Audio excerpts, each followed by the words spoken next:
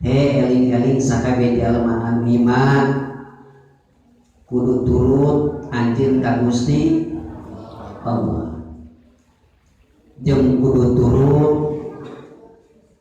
ka Rasulullah jeung kudu turut ka ulil amri hartina kudu turut ka pamarentah mingkum ti anjeun sadaya. Tadi kan jelas bila mana orang turut ke pemerintah berarti orang turut ke Gusti Allah.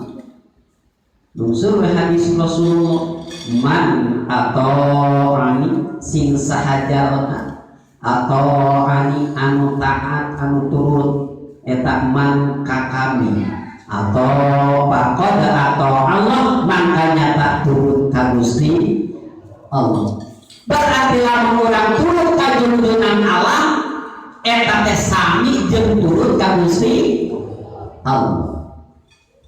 Wa man asoni sing sahaja ma anu maksiat ka kami saur nabi pakon asallah maka sarua we nyata maksiat ka Gusti Allah. Sampai